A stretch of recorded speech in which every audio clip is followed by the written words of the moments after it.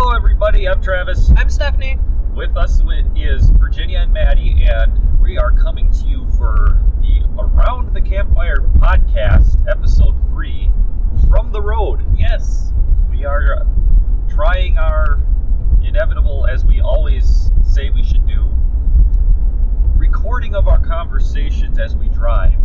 Every time we drive, we end up having really cool conversations, and we just never think to record them, and then we kick ourselves. So I have to apologize. I'm going to do my best to get rid of any road noise or engine noise that the microphone picks up. But I just wanted to put that little disclaimer out there that there may be some excess noise that I just can't do a whole lot about, and I do apologize for that. Today is January 1st. January 1st. I don't know when you're going to get to hear this, probably another week or two. But it is January 1st, 2022. We are on our way to a birthday party of all things. My grandma has her birthday on January 1, and we always get together with her for Christmas/birthday. So we got a little bit of a drive ahead of us, and who knows what we're going to talk about. I've got a couple of crazy things in my head that I might bring up, but for the most part, this is just going to be vehicle conversation. I'm probably going to have to listen to this a couple of times and cut out dead silence and stuff that it just doesn't make sense. The inevitable dead silence that happens.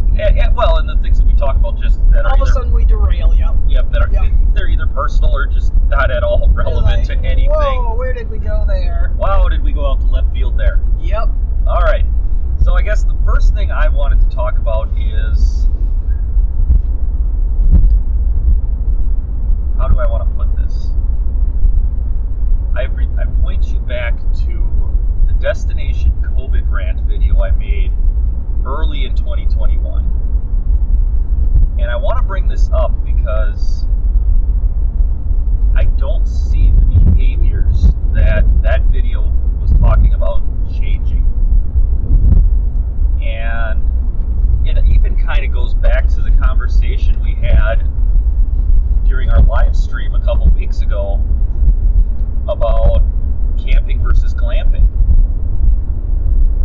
So really the whole thing comes down to just how judgmental people are. Yeah. You know, it doesn't matter if we're talking about people that wear a mask or don't wear a mask, people that get vaccinated or don't get vaccinated, camping versus glamping.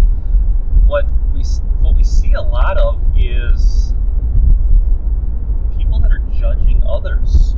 You don't know their reason for not getting vaccinated.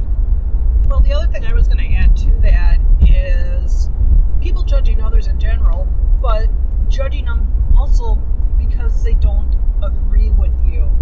Yes. Just in general, opinions are just that, opinions. They're personal thoughts and feelings on a subject and matter, and there's no right or wrong. It's what fits you the best, your viewpoints. Now hold on here. I do have to interject on that one because I can just hear the comments blowing up already, and this isn't even uploaded. I know. My opinions are based in fact. Yep. Where are you getting your facts? Yep. There's actually a lesson I'm working on that I'm going to try and introduce this week for my students that has 2 different articles. I'm not going to say where they're from because, frankly, that while I think it's semi-relevant, it doesn't add to the conversation. But one article takes one stance on the subject? Yeah, the subject, and another takes the other stance. The difference between the 2 articles, though, is it depends on what you feel about what your opinion is. Right. And I'm just going to go out and give a few details just because it's really hard to be vague and share what it is I'm going to do. But I found 2 articles that have to do with the impact that climate change, because we're working on studying the concept of climate change, not necessarily whether or not man is causing it, because that's still considered a bit of a political hot button issue, but just the concept of climate change and whether or not it's having an impact on all the severe weather we're having. So we have a video that I believe it'll be live by the time you see this. In fact, I think it goes live tomorrow, where we go and hike through Moose and Black Lake, checking out potential storm damage from the big pre-Christmas storm that came through. Ice storm. Wind. I didn't say ice or wind. No. You're right. It was a windstorm. It was a windstorm. More of a windstorm than ice. It was wind, and it dropped numerous tornadoes in Iowa, Minnesota, and Wisconsin. I think it might have even dropped a couple in Illinois. Yeah, I think so. And the week before that, there was that big set of storms that dropped that multi-state, what they call it, quad-state tornado that went 100-some miles. I think so. I don't remember. In Iowa. Yeah, I don't remember exactly what they. I think it was in Tennessee, Kentucky, down in that neck of the woods, think so. Indiana. I don't remember exactly where it was. I just remember it being a huge tornado. But these two articles explore the idea of whether or not climate change is impacting these storms. Now, the reason I bring this up is because, just like I told Stephanie a minute ago, wait, my opinion is based on fact. If you point to one of these two articles, it's not cited. It's entirely it's what would be considered in journalism an op-ed. But people use those articles to support their opinions because it's reported as news. And the idea that, this is someone's opinion, and even in this op-ed, they don't cite any sources. They claim to be pointing to studies, but they don't tell you what study they're pointing at. Therefore, I can't take their opinion and go back and look at. You can't follow their paper trail. I can't follow their paper trail and see where did they draw their conclusions from. The other article, not to mention it's written by the editorial board of this newspaper. So I don't even know who wrote it. So I know nothing about the author. I know nothing about where they're getting their facts. They're saying studies say this, but I don't know where. What studies? I can't go any further into the research to determine whether or not the facts that are presented in this article are actually facts. And the problem is people use op-ed type articles like that to support their opinions. Now that's fine if the op-ed article actually cites where it's getting the facts that it's using to discuss its opinion.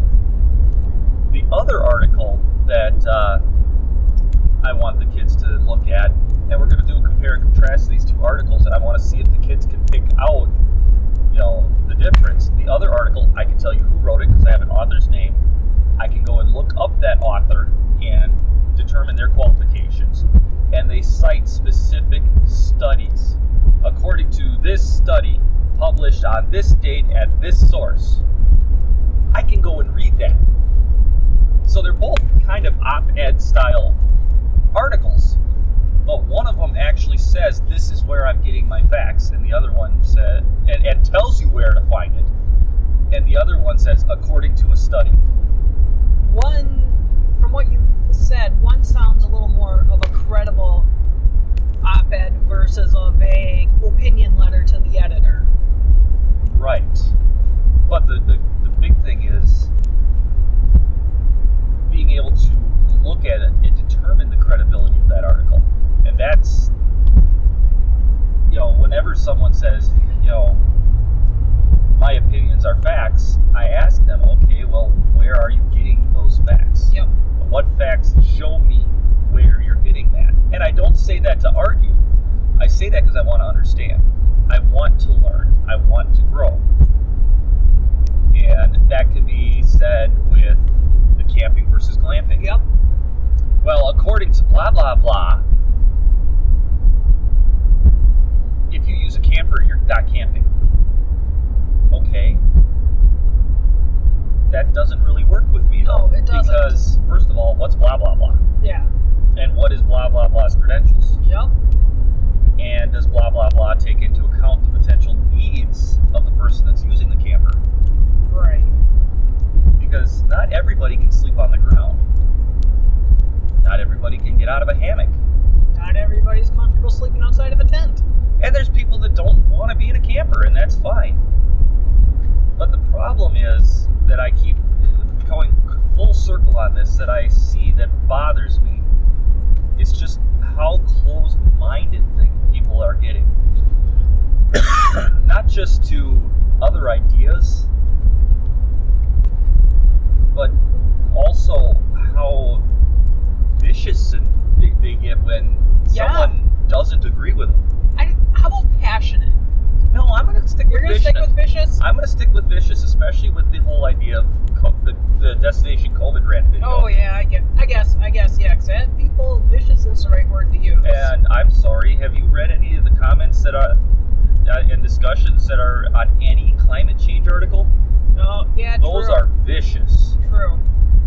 So, I guess that's one of the things that I don't know how to put it, but outside of it bothers me. I get tired of people not understanding. I get tired of people not wanting to understand. Yeah. It's exhausting. And then there's the people that, they flaunt the rules. Yeah. At a Christmas concert for our daughters, the district said masks are required. There was probably 10% of the audience that didn't have a mask on. I would think so. 10% of the audience didn't wear a mask. Do you want to be able to have your kids perform? Yes or no? Do you want to be able to come see your kids perform? Yes or no? If the answer is yes to either of those, and the district says you have to do this, it doesn't matter if you think masks are good or not, you have to wear them. And right on the building it says masks are required to enter any of the school district buildings or events. Correct. And also, let's look at it this way, because I know where I can hear it in the comments again. Medical exemptions. There are very, very, very exceedingly few legitimate exceptions to why someone can't wear a mask. And a lot of times those are spelled out. Oh yeah, they're actually in the policies. They're spelled out in the policies, the CDC guidelines. Yeah. And I get it. Some people, those reasons exist. I did a little research on my own for the fun of it, looking at the pediatric guidelines, mainly because I was curious from a student perspective, because you can get an exemption to the district mask policy from a doctor. So I wanted to look. I looked at the CDC pediatric guidelines as to what would warrant a mask exemption. I don't know how the couple of kids that have them are getting them, and I don't need to know. At the end of the day, I don't need to know. But my point is it's exceedingly rare. Now, that being said, the people that are fully vaccinated and boosted, I can 100% understand their frustration, because I feel it with, having to wear a mask. Yeah. It's like, getting vaccinated should come with the privilege of not having to wear one. Yep. So, yeah, it's a couple of frustrating things, but nothing ridiculous. No. But on to some more exciting news. Yeah. I do apologize, I did get a bit of a rant going there, but sometimes I just need to say things, and I hope you guys are still with us and listening. And if you are, I appreciate it. Make sure, if you haven't, share this out, smash the like button, subscribe, ring the bell, you know the drill. Yeah, nothing's changed. Nothing's changed. And I really do hope the road noise isn't too bad. I'm trying to stay out of the ruts of the snow, but the highway we're on right now, believe it or not, is not actually plowed down to pavement. The center line is all snow, and then you can see where the tires are, and it's fairly clear there, but there's a strip right down the middle of the lane. Yep. And that's been how the roads are this year. They are not doing as good of a job, and I don't know what the reason is. It could be budgetary, it could be a whole host of reasons. I just don't feel like the roads are being maintained as well. But again, I don't know the reasons why, so I'm not passing judgment on the people that are doing it. I'm very thankful to the plow operators. They do a fantastic too when we have those snowfalls come in. They do. But as I was saying, on to more happy news, exciting news. In future videos, you are going to notice a change. And I don't mean in terms of channel name or channel format or anything like that. No.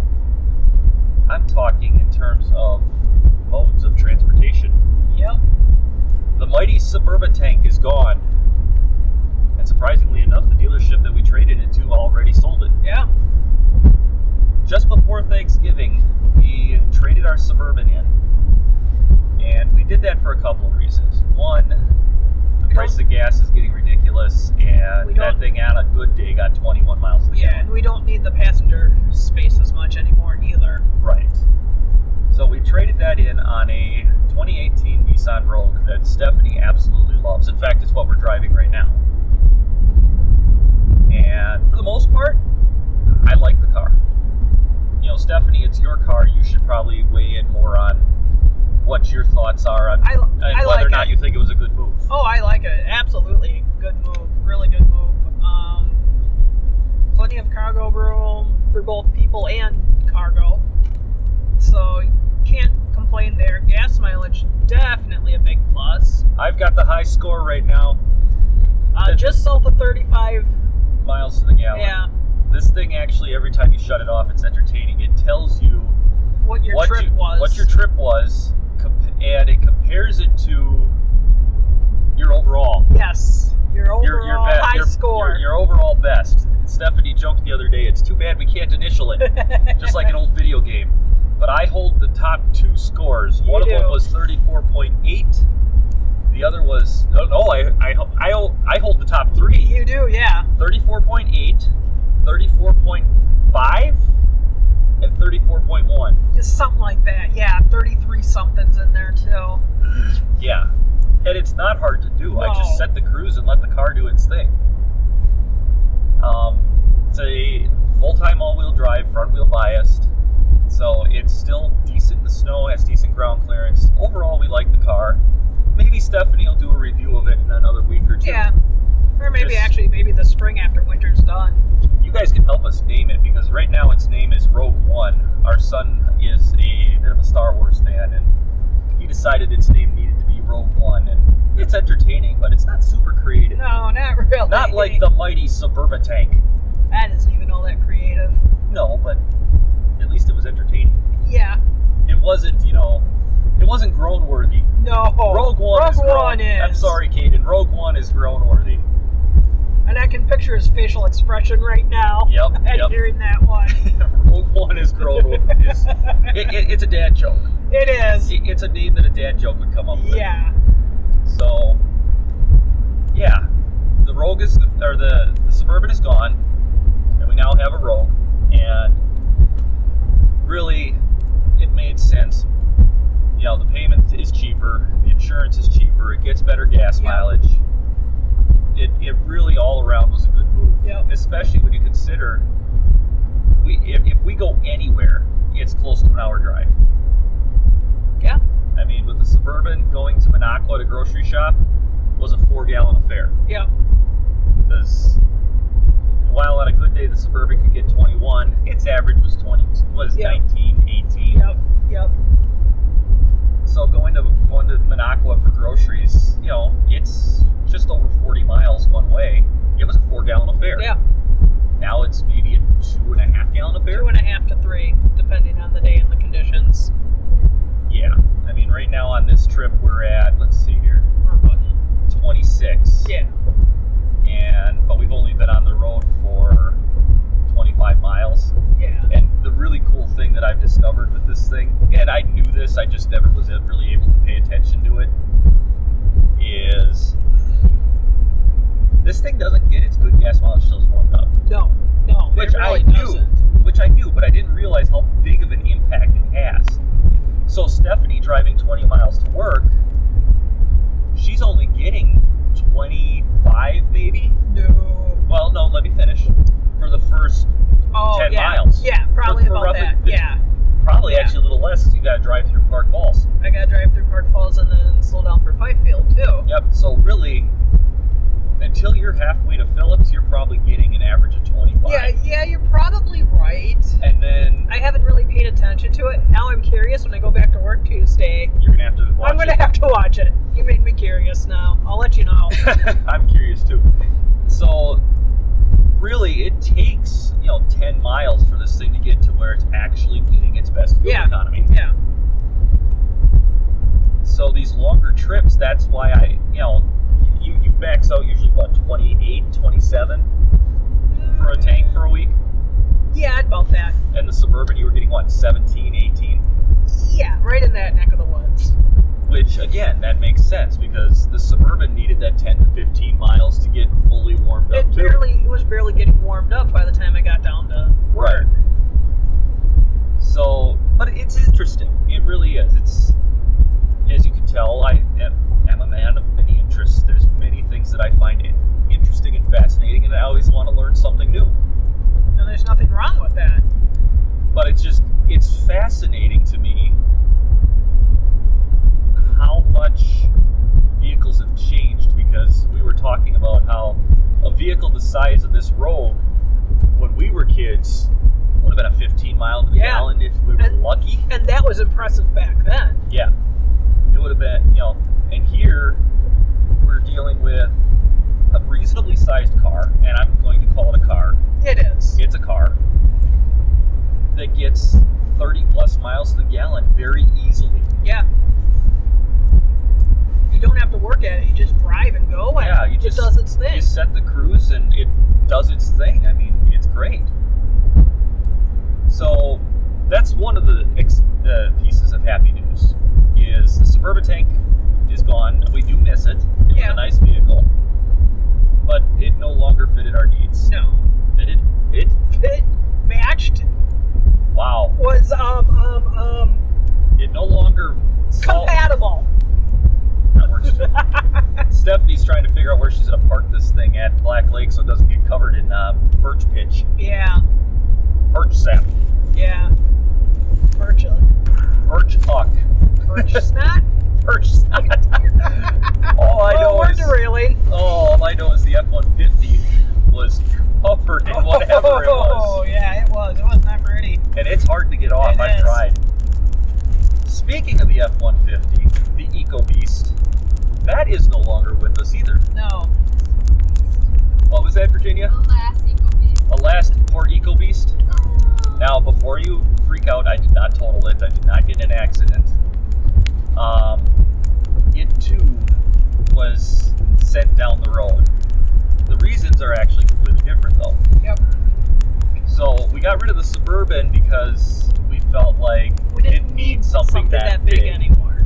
And for you driving to and from work every day, it just made sense to get something more economical. And pretty much if we go almost anywhere, it's at least an hour drive on top of all that. Whereas me, most of my running is a mile to school, maybe out to Black Lake, the occasional trip to Rhinelander. Yeah. Very rarely does the truck ever make it down to Wausau. Very rarely does the truck leave Park Falls. Its longest trip is the Michigan camping trip. Yeah. That's really the longest trip the truck ever takes.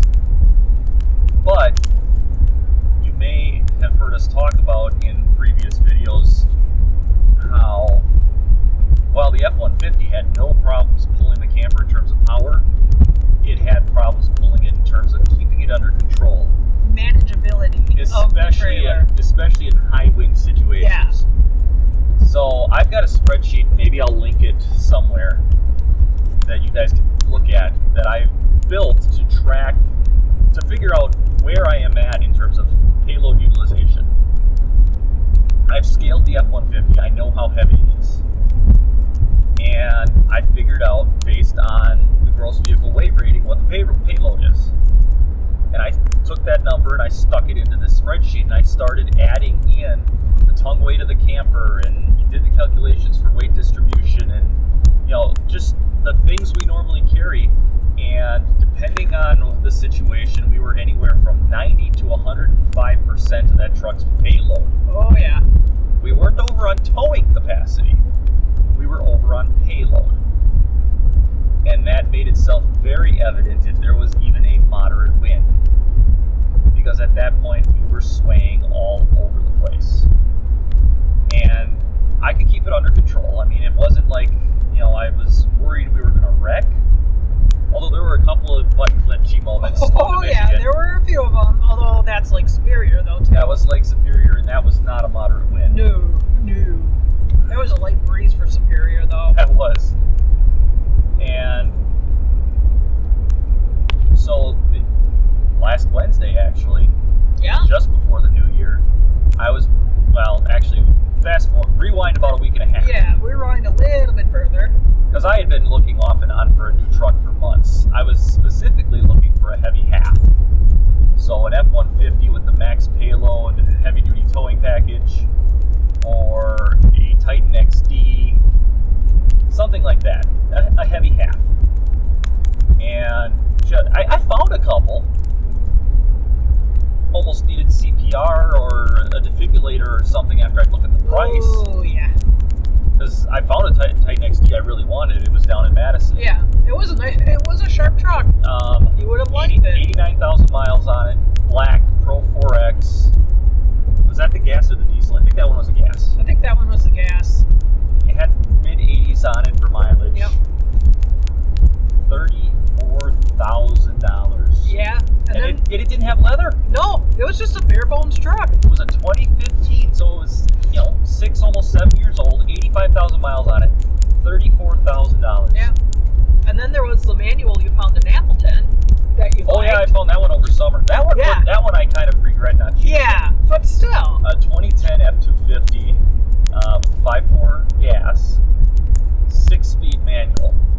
Yes. That one would have been fun. That one would have been, yes. I would have enjoyed that. Yeah, I know you would have. But about a week ago, I found and requested more information on a 2013 F250 crew cab 4-wheel drive gas. It was at a dealership in Green Bay, asking price of $19,900 with 175,000 miles on it. And yes, that's a lot of miles.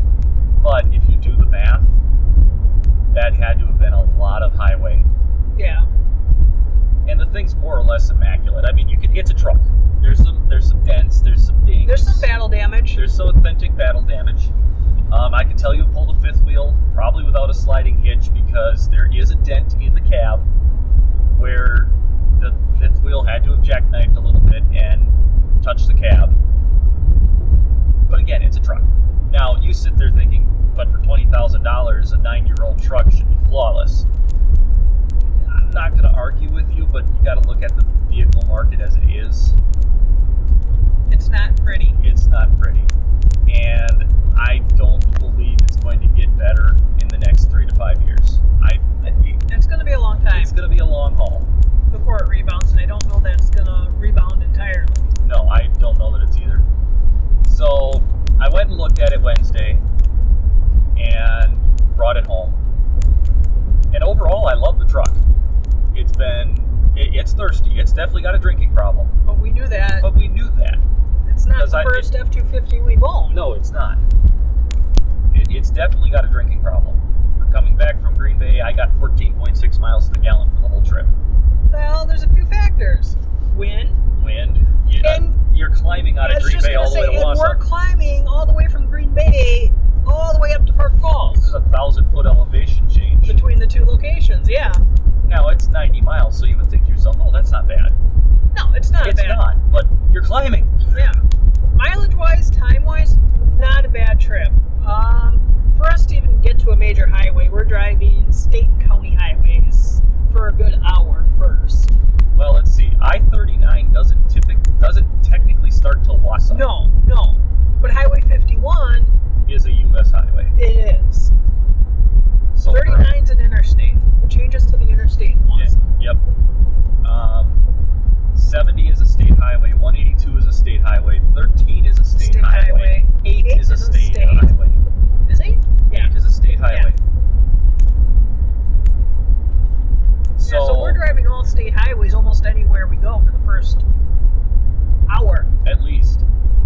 We don't even get to, the speed limit's 55 until we get to Tomahawk. That's 90 miles roughly. Yep.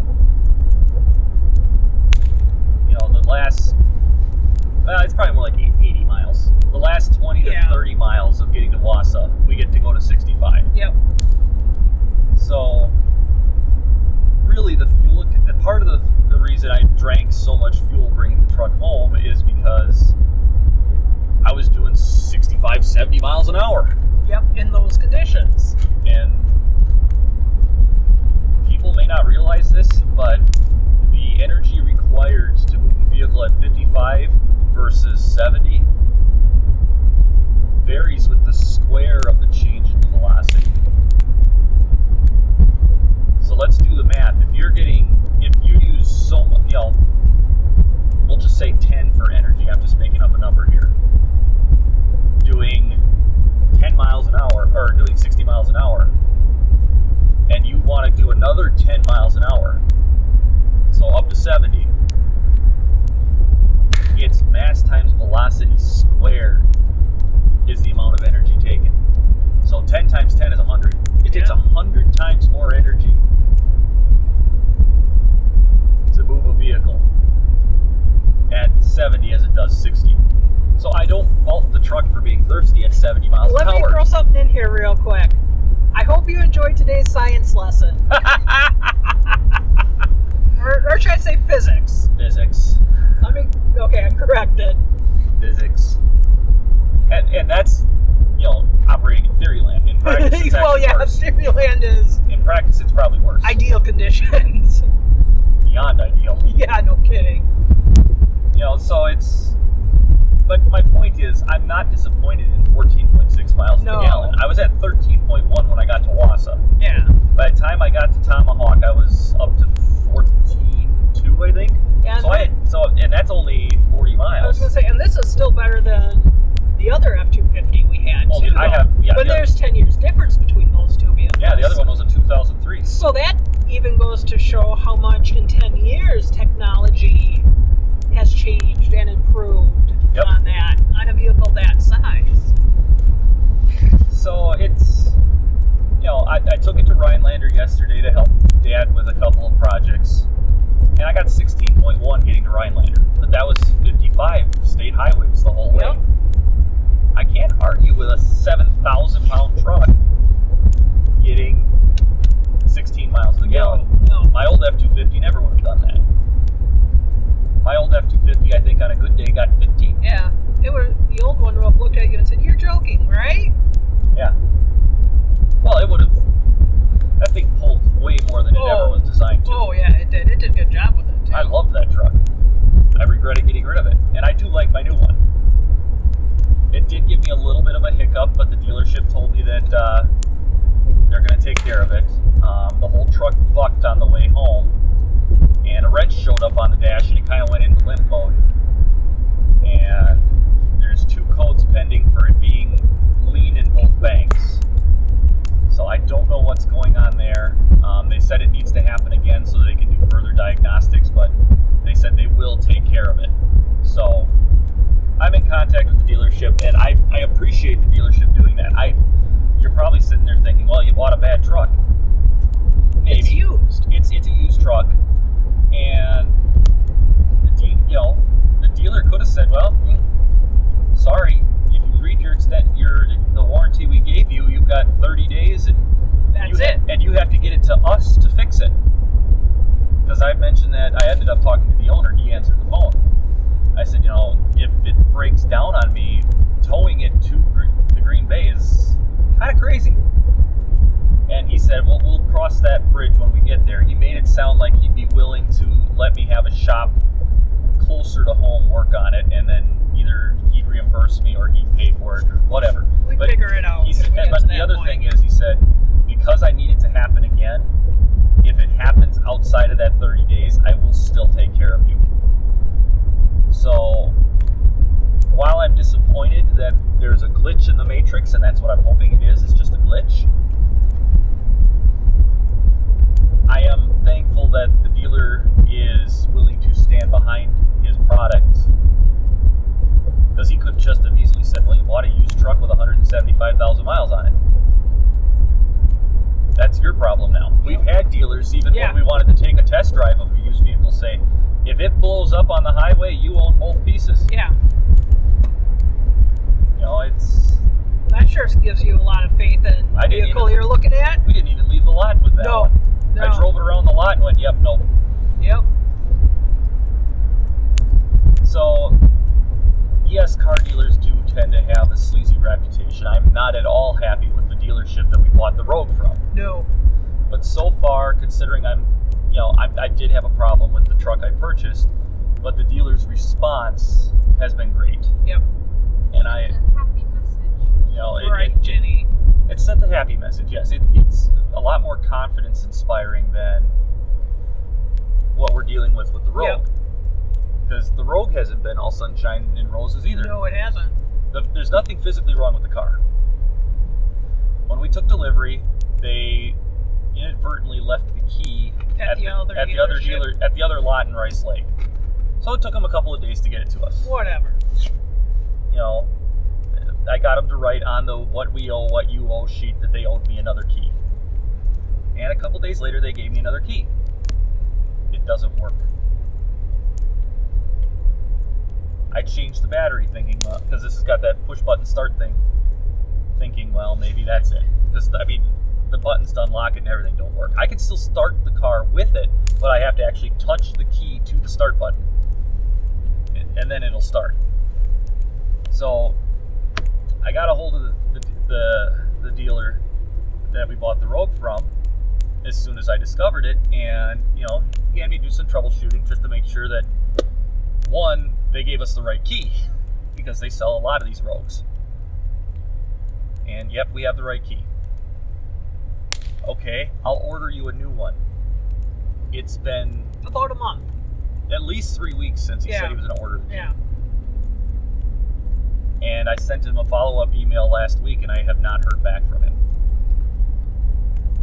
Last I heard was 3 weeks ago, the key's on order. Now, when I sent the follow-up email this last week, I just asked, you got any idea when this key's going to come in?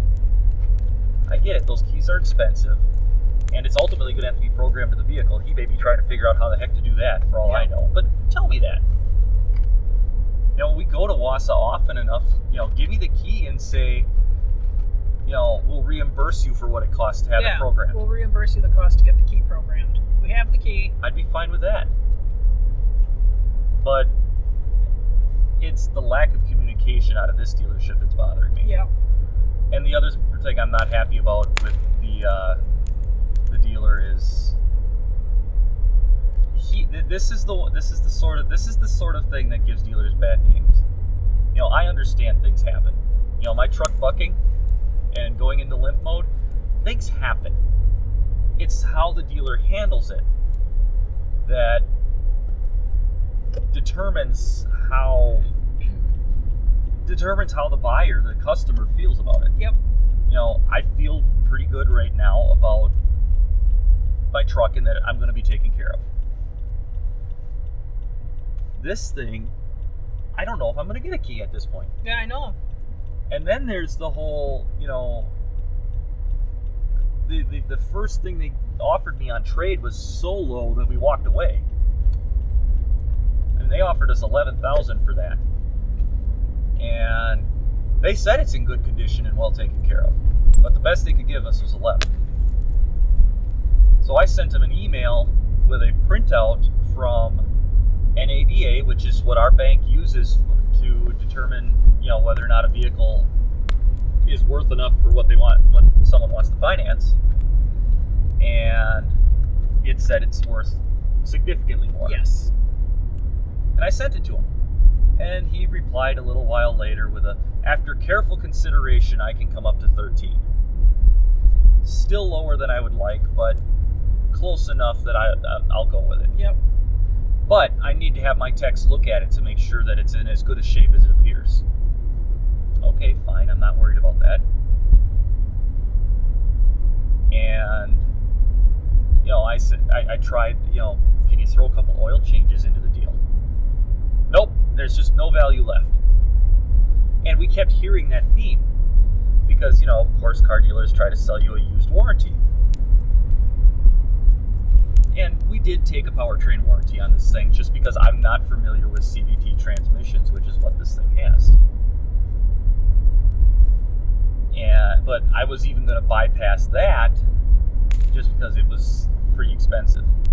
And then he managed to find another couple hundred or something like that in the deal that we were making, to where he could absorb part of that cost for us. And it brought the cost of the warranty down to where I was willing to buy it. Yep. You know, basically the original cost of the warranty was more than a transmission. Why in the world would I do that? Whereas now he at least got it to where it's less than a transmission. Right. Because if something's going to go on this thing, it's going to be the transmission. Yep, that would be my thought too. And it could be flawless the entire time we own it. That's fine. I just didn't want to have to eat the cost of a CVT transmission. Right. It's expensive. So, fast forward about a week and a half after we closed the deal and took delivery, the Suburban's on his lot. I knew he was going to sell it. Yeah, There's no way he was going to send it to auction.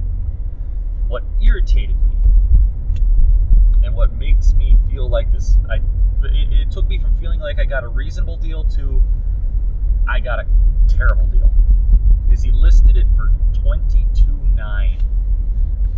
He listed it for $10,000 more than he gave us in trade. Yeah. And it's already sold, so I'm willing to bet he got close to that. That would be my guess.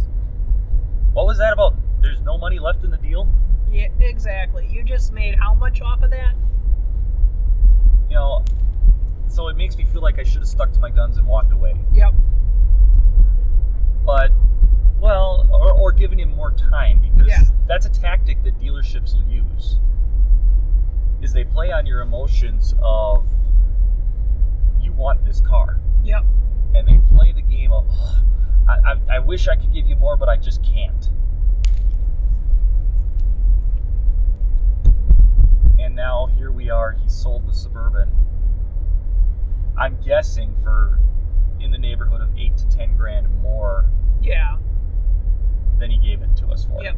Now I understand he probably stuck a couple $500 into fixing a couple of things that were that needed attention. He's got to pay his salesman. I get that. He's got to make some money off the deal. But that's a bit much.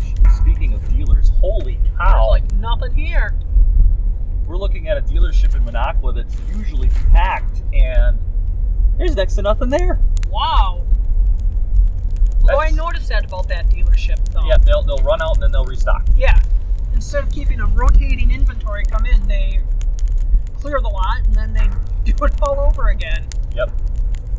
Well, I'm sure part of it is they move stuff around because he's got multiple lots. He does have multiple lots. So if something doesn't sell in Minocqua, he'll move it somewhere else. Yeah. And that makes sense. Get a different set of eyes on it.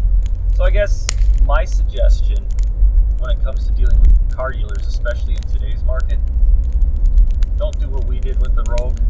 If you feel like what you have is worth significantly more than what you're being offered, walk away. Yeah.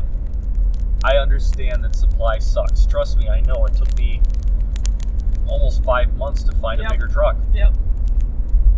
And in reality, with the Rogue, we really weren't in much of a hurry to begin with, so we could have. You just really like this Rogue, and I wanted you to have it. Right. So instead of being patient and looking for another one somewhere else. Well, that's the thing, though. Part of the reason we moved on this one is because of its price. Yeah, it was. They had this thing for 3 or 4 months. You could tell by the pictures. And they had just marked it down like $4,000. Yeah. They wanted to move it. They wanted to move it. So I didn't necessarily want to lose that deal. Right. That price. Right. Does this feel slick to you? It does a little bit. So it's not just my imagination. Yeah. That goes back to the road suit, what we were talking about. You're just sitting there and it's like, why does this feel like I'm sliding around? Yeah. It's just been weird this year for road conditions. It has, and we're in the early parts of winter. Yeah. I mean, don't get me wrong, that road is cold. We got below 0 last night. Yeah. What are we at? We're at 7 right now. We're at 7. So yeah, like I said, I guess my suggestion would be try to pretend you're Spock. And do not let emotion come into the deal. And treat the two deals as separate. Yeah. You know, there's the deal for your trade, and then there's the deal for the purchase. And do not let the dealership try and combine them. Because I've seen that before where, heck, I've fallen for it before, where I've gotten them to come up on trade, and all they do is raise the purchase price of the vehicle to offset it. Yep.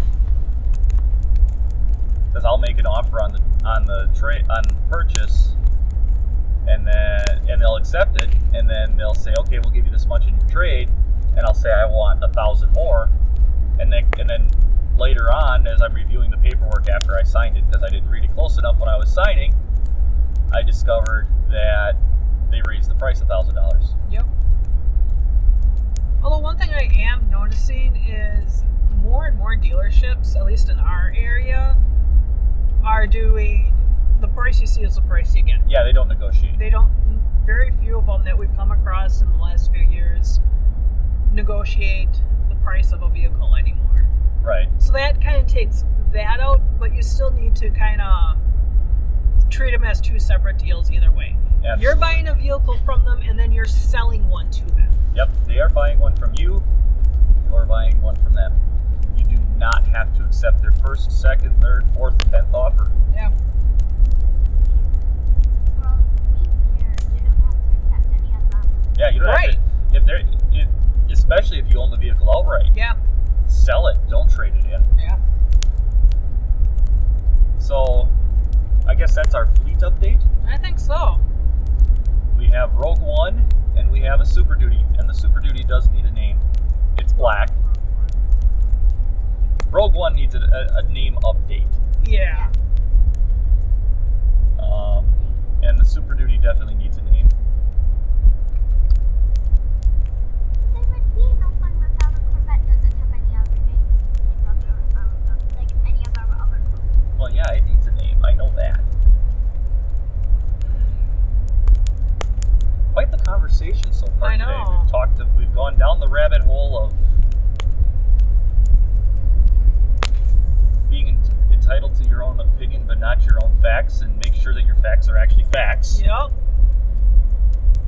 Which I think that's a good summary of that conversation. Yeah, it really is. You're entitled to your own opinion, but not your own facts. Right. So make sure that your facts are actually facts. Yes. I like that. I do too. That might have to end up on Twitter or something. That might be, yes. You're entitled to your own opinion, but not your own facts. So make sure that your facts are actually facts. I like that. That might even become a video. Yes.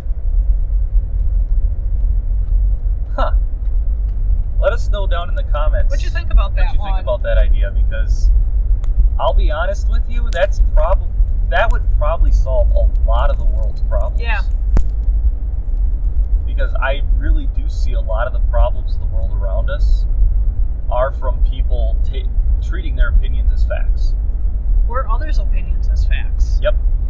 You know, to quote the movie Dogma, the very end of the movie, well, actually, it's kind of a theme throughout the movie, but I'm going to paraphrase because I don't remember exactly how it was worded, but beliefs are dangerous. People will go to war for beliefs. They will die for beliefs. But an idea can change, an idea can be informed, an idea can grow. So, at the very end, the main character, after having met God, was told, or was asked, so you're a believer now? And the character said, no, but I have a good idea. Yep. I have a good idea. That just sends good vibes out.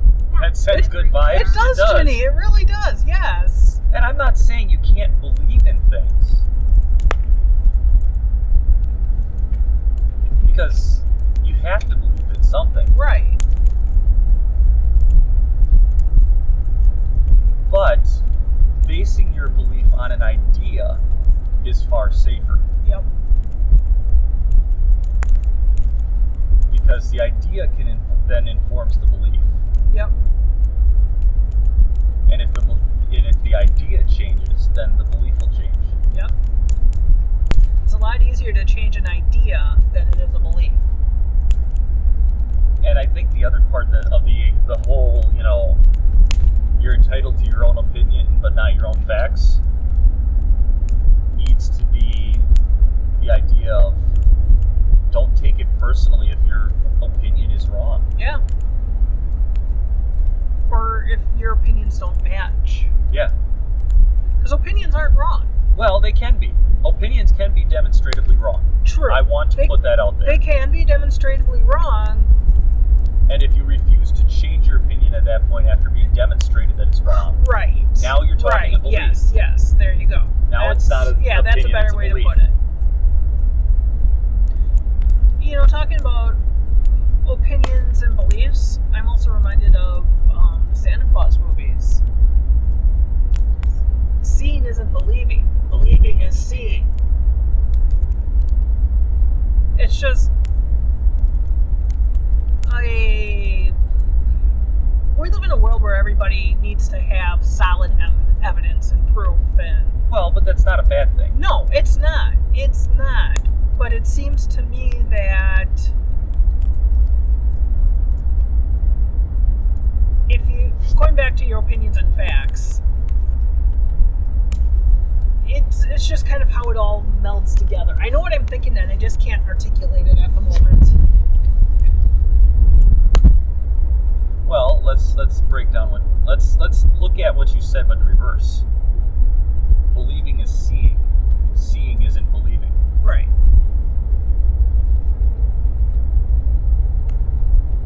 And look at it that way.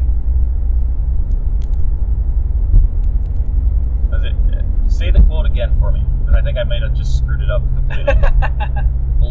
Seeing isn't believing. Believing is seeing. So if we look at it, believing is seeing, that means that your belief is demonstratable. Right. That there's something to back up your belief. Right. Like an idea. Exactly. You have facts to back it up. Demonstratable facts. Correct. I've railed on Aaron Rodgers lately, and he's getting beat up for something he said recently. And the context of how he said it, I can understand why he's getting beaten up. But what he said is still true. There's an attitude these days that you can't question science. And he said, how is it science if you can't question it? Right. And he's not wrong. He's not wrong. That is part of the point of science. But question. But I'm going to throw this caveat in there. Questioning science by people that do not have the qualifications and knowledge necessary to understand the science. Right. Isn't science. No. So like me, I am not an astrophysicist. I understand enough string theory to not even fill a thimble. Right. So if I were to take a idea that talks about string theory and question it, or make it seem like you know. First of all, I'm making it seem like I know more than I do. Right. And I don't. Now, there's a difference between me saying I don't understand this, explain it to me, and me saying this is wrong because blah blah blah. Of X, Y, and Z. Because of X, Y, and Z. So, science should be broken down to a form that the masses can understand it. Yeah. But there are some things that are so complicated that you can break it down quite a bit, and it's still going to be complicated. String theory would be an example. Yep. Hawking's black hole theory, which ended up having a hole the size of a Mack truck in it, but that's besides the point. It took years to find that hole in Hawking's black hole theory, and nobody is going to be able to ever convince me that Hawking wasn't a genius. Yeah. By every standard, the man was brilliant, and yet he made a mistake.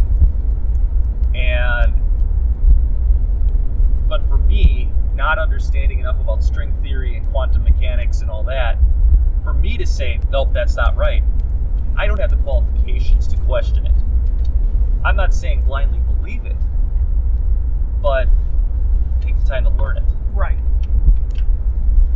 You know, I've learned a lot in the last 5 years about climate science because I saw things happening around me, and I wanted to understand why. Am I qualified to question? I'm more qualified than I was 5 years ago. Oh yeah, you've done a lot of research and digging into it. But that doesn't make me an expert. No, far from it. So when I render my opinion on climate change, it's based on research that I've done, and I can point you to the specific studies that inform my opinion. Whereas 5 years ago, I had a completely different opinion, and I couldn't point you to any one specific thing. Right. You've narrowed it down. I've learned. Yeah, I've grown. that too. Which goes back to the idea of it's okay for your opinion to be wrong. It's okay for to change your opinion based on new information. Yep. Just like there's no right or wrong answer. Well, Kind of. kind of. There is such thing, Maddie, as right and wrong answers. 1 + 1 will always be 2. Although there was a very funny video I was watched just a couple thinking weeks that. ago. You showed me this video. It was a parody where it's a math teacher marked the question wrong. The student was mad. 1 + 1, the kid said, was 4, I think. no, I think it was 22 Oh yeah, it might have been 22. Yeah, I think you're or right. 11. Yeah, it was something. Or no, it was 2 + 2 is 4 is what he was supposed to do. Right. And he put 22. 'cause Right. He just took the 2 2s and put them Put them together. That's right. And, the teacher marked it wrong. Kid threw a fit. The parents came in and basically said well, why can't 2 + 2 be 22? What qualifies you to say that answer's wrong? And this parody just went down the rabbit hole. The teacher ended up getting fired. I do have to say that the part that was really funny was at the end. They were doing this press conference about how the district is going to let her go and with no hard feelings, and you've been on administrative leave for the last 2 weeks, so we are prepared to pay you for that time, while you were on leave. So blah blah blah. And the numbers they chose added up to 4. Yep, because they said, okay, so you make $2,000 a week times 2 weeks, that's $4,000. And the teacher 2, yeah. very quickly said, no, $22,000. Now, it would have been even funnier if she had said, no, $40,400. Yeah. Well, part of this is it Or also goes through the whole school 400,000 board and yeah, everything. and the mayor and everything. It was hilarious. And we just kind of went down a rabbit hole a little bit, but it does relate to what we were answering Maddie with. There are actually right and wrong answers. Yes. 2 + 2 will always be 4. Yep. Not 22. And anybody that says the science is settled, I don't know that I would ever agree with that, because no science is ever settled. No. Thinking about Men in Black, thousands of years ago, everybody knew that the Earth was the center of the galaxy, that the galaxy revolved around the Earth. Right. A couple hundred years ago, everyone knew the Earth was flat. Yep. And then, in this case, Tommy Lee Jones tells Will Smith's character, and 5 minutes ago, you knew that people were alone on this planet. Yep. Imagine what you'll know tomorrow. Yep. So if we went with the science is settled, the Earth would still be the center of the galaxy. The Earth would still be flat. Yep. And at least in the case of Men in Black, man was alone on the planet Earth. Yep. So our understanding of things always changes. Gravity, for example. We know gravity is a thing. That science is settled. What isn't settled when it comes to the science of gravity is how gravity works.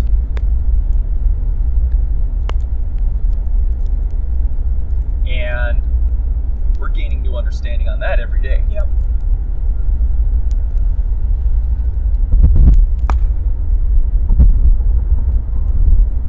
What isn't changing is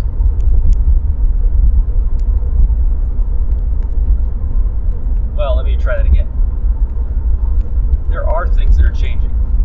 For example, our understanding of gravity. Yep. The concept of gravity is not changing, just our understanding of how it works. And that's great. It means we're learning new things.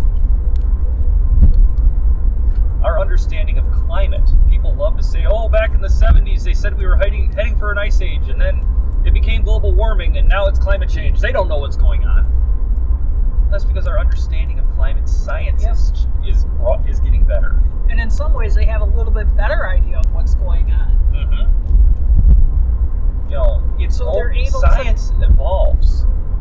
Right. It's okay to question science if you have a legitimate question and the knowledge to support that question.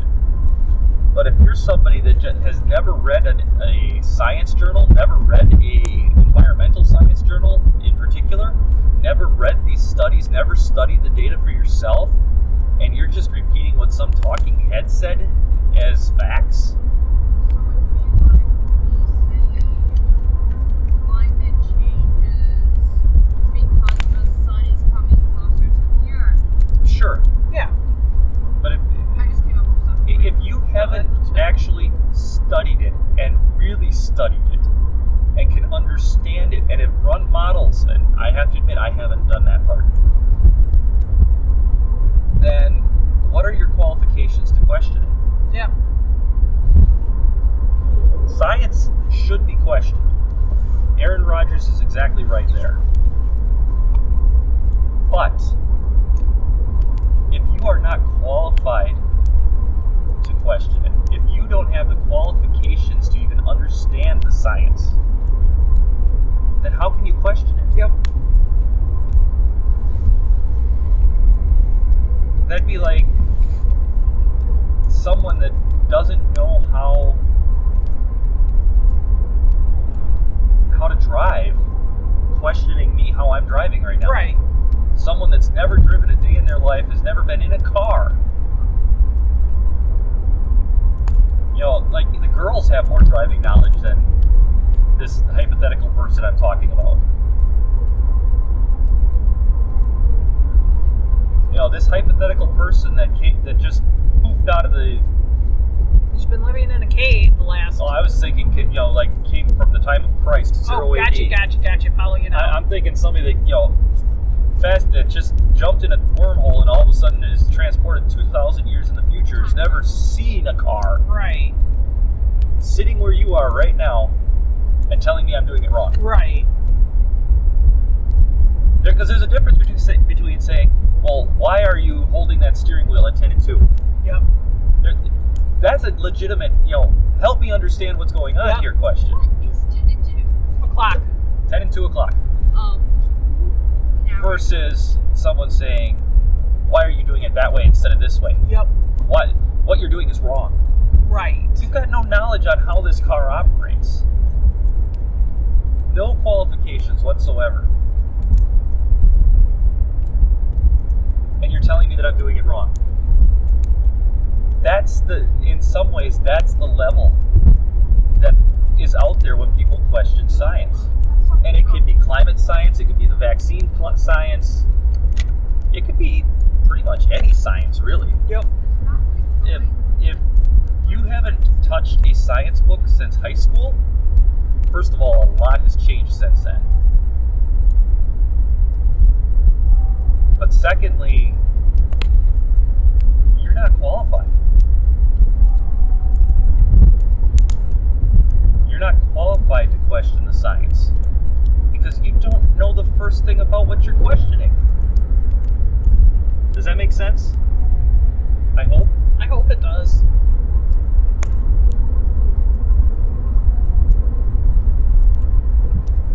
So you're basically saying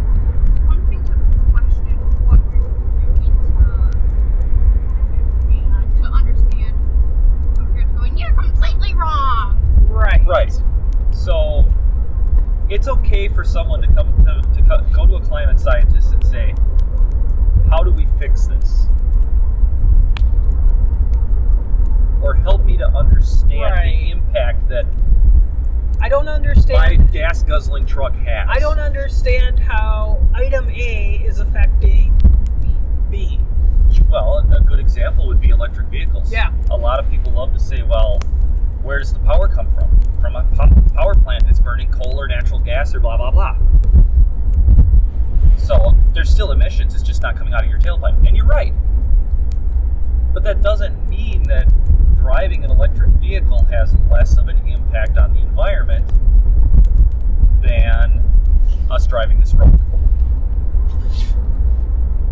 Because do you understand the emissions equipment in place at that power plant? Right. Excuse me. I've toured one. I know you have. And I saw the readings. They showed us the readings before and after all the scrubbers in the smokestacks.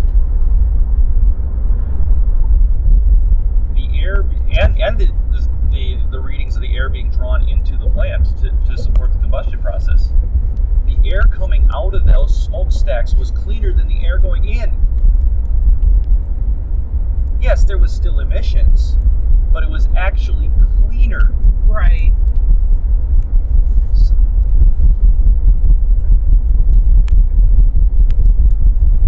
So, yes, there's still emissions there. But that doesn't mean that that the emissions of the power plant are worse than the emissions of the cumulative cars that it charges. Right. And until you understand all the components involved,